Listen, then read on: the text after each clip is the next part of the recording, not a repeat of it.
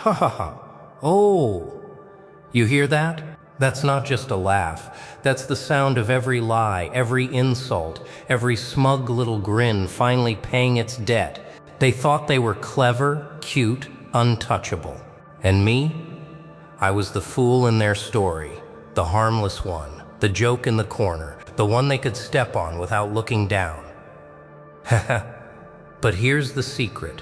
The fool is the most dangerous piece on the board, because nobody guards against the fool. Nobody sees the knife in the jester's sleeve until it's already between their ribs. And every time they laughed, I just got sharper. They thought I was small. I made myself smaller. They thought I was weak. I let them believe it. I let them feed me their arrogance, like it was candy, sweet, and poisonous. And oh, I swallowed every drop. You ever taste patience? It's bitter. It burns going down, but it stays with you. It grows until one day you can't hold it anymore. And when that day comes, oh, that's the day the air changes. That's the day the room goes quiet.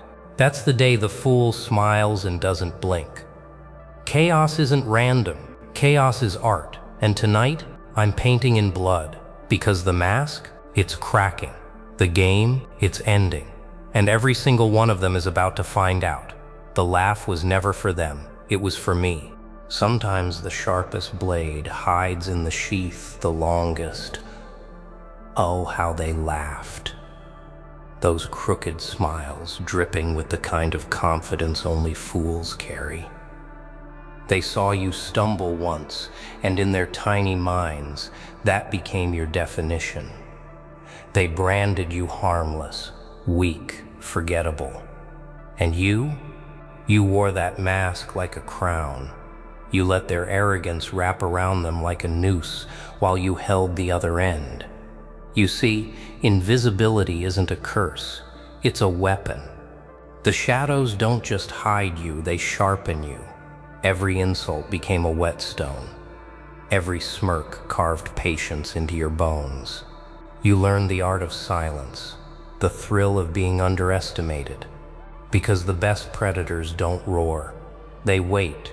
Patience, it's not just a virtue, it's the most sadistic form of violence. While they danced in the spotlight, you crawled through the dark. While they celebrated their imaginary victory, you mapped every crack in their armor. They thought you were standing still, but you were moving so slow they couldn't see.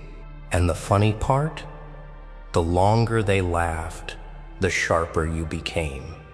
Every chuckle was a hammer forging steel inside your chest. They thought they were burying you under humiliation. What they didn't know was that you were digging tunnels. See, the harmless mask is a masterpiece. It lulls them, comforts them, makes them lazy, because nobody guards against a fool. And that's when the fool becomes the ghost in the room. The ghost that knows where they sleep, the ghost that knows when to strike. So laugh, my friends. Laugh at the harmless. Laugh at the quiet ones. Laugh at the ones you think can't touch you. Just don't look too surprised when the mask comes off and the thing you mocked becomes the thing you fear. A fool's mask hides a king's mind. Oh, the joy of letting them believe you're slow, clumsy, blind to the game they think they're winning. There's a certain power in nodding along, pretending you don't notice the dagger behind their smile. You let them think they're clever, while you count every tooth in the wolf's mouth. Tactical ignorance, it's an art.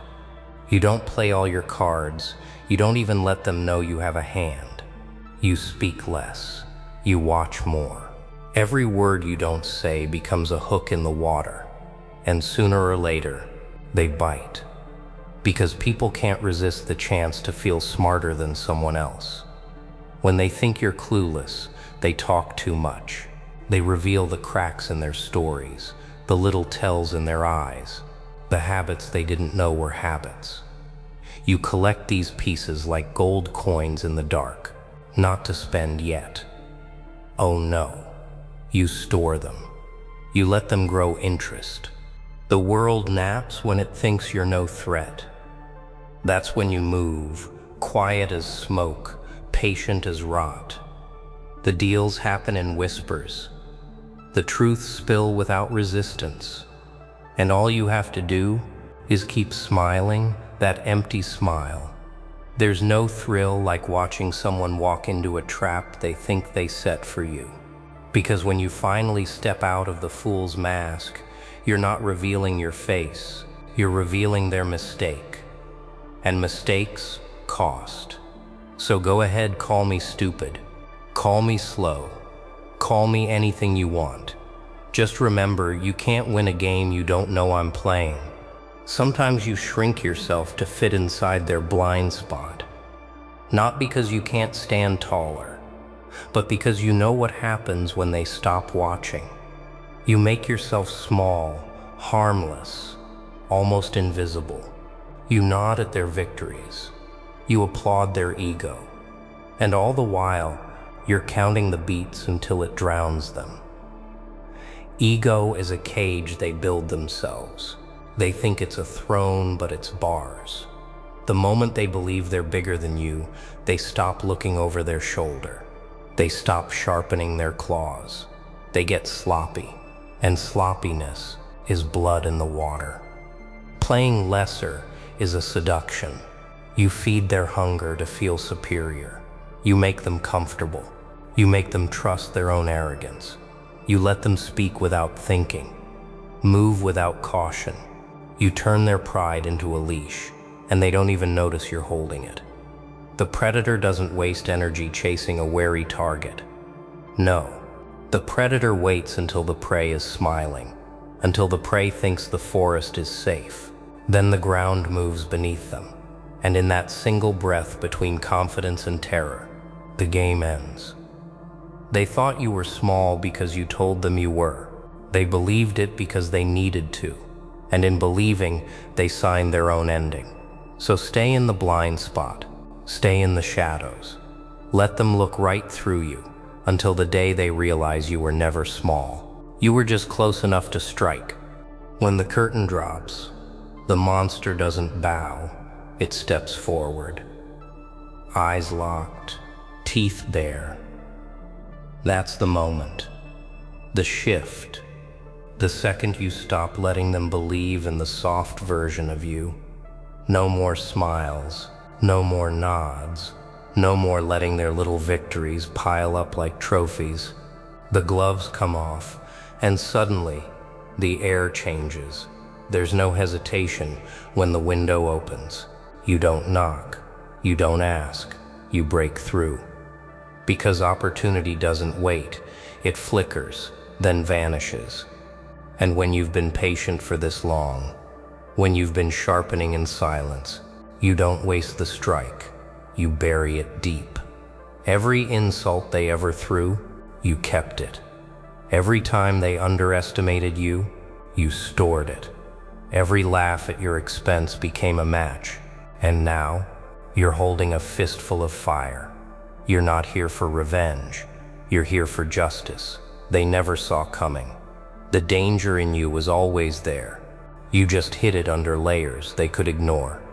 But once those layers burn away, there's nothing left to soften the blow. You hit, and you keep hitting. Not because you're angry, but because you're free. The day you take the gloves off is the day the rules stop applying. It's the day they realize the version of you they thought they knew was just a warning label, and they ignored it. So when that curtain falls, don't bow.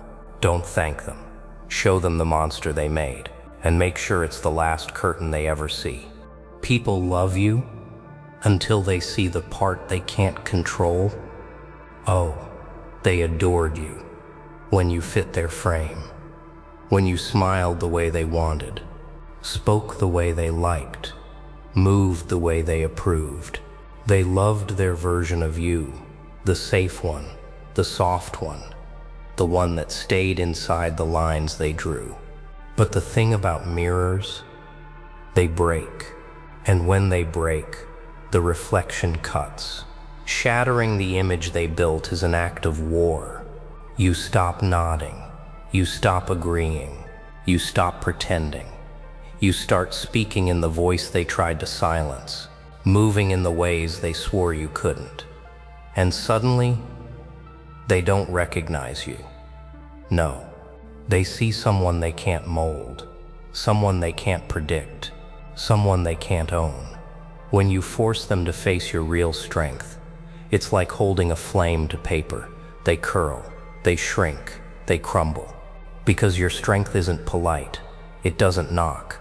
It doesn't ask for permission. It just exists.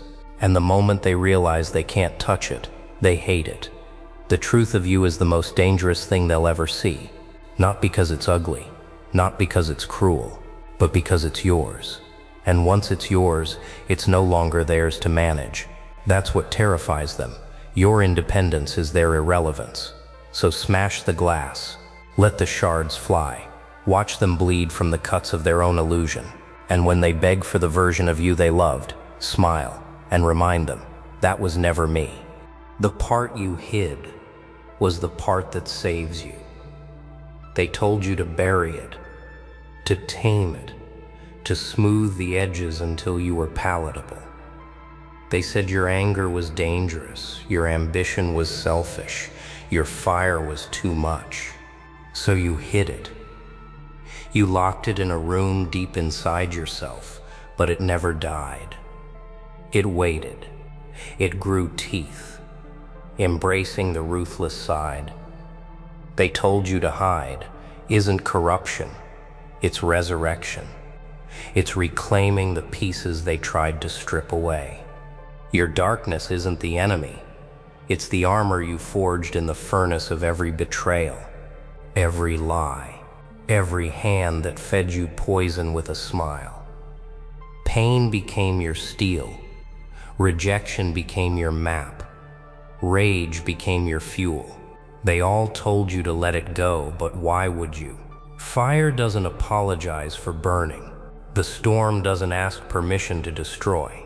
You learn that power isn't polite and survival isn't clean. Being feared is sometimes safer than being loved. Love is fickle. Love bends. Love breaks under pressure. But fear plants itself in their bones. Fear keeps them from crossing the line. Fear keeps your name in their thoughts long after you've left the room. So you stop hiding the shadow. You wear it. You walk into the light with the darkness at your side, unchained. And you dare them to look away. Because the truth is, the part you thought would ruin you was the only part strong enough to save you. Kings don't rush. They corner. That's the difference between playing for fun and playing for blood. The impatient strike fast, loud, and sloppy. They lunge at the first opening they see. But a king watches. A king waits. A king makes the board his kingdom long before the game is even close to ending. Strategic patience isn't weakness. It's the slow tightening of a noose. Your enemies don't fear your presence. They fear your stillness. They can't read a statue, can't predict a shadow. Every second you don't move, their paranoia grows until they destroy themselves, trying to guess your next step. Thinking in moves, not moments, is the key. Every word you speak is a setup. Every silence is a trap. Every retreat is just a way to force them into the exact spot you want them. You're not playing today's game, you're playing tomorrow's, next week's, and the one 3 years from now. Seeing 5 steps ahead while they stumble means never being where they expect you. It means sacrificing pawns to capture kings. It means letting them taste a false victory, so the final blow feels like a betrayal from reality itself. The fools play for now, the predators play for later, and the kings play until there's no board left, and only their crown remains. The loudest person in the room rarely holds the knife. Noise is a mask for fear. They shout to distract from the tremble in their hands. They fill the air with words so no one notices the cracks in their armor. But you don't need the performance. You let the silence speak for you. And trust me, It speaks louder than any scream. Mastering intimidation without a word is about presence, not volume. It's in the way you look at someone without blinking, the way you stand like you own the floor, the way your stillness forces them to hear their own heartbeat. You don't rush to prove yourself, you let them feel the weight of not knowing what you're capable of. Quiet confidence breaks louder egos because it's unshakable.